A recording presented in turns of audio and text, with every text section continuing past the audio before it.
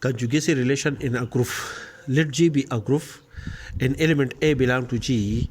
The element G inverse belong to the group G for an element G belong to the group G is said to be the conjugate or transform of the element A by an element G of the group G.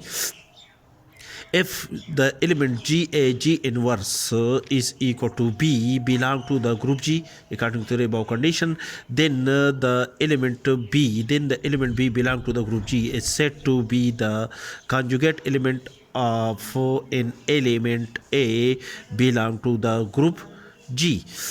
And symbolically we can write it as the element B is the conjugate element of the element A of the group G, or B is a conjugate element of the element A of the group G.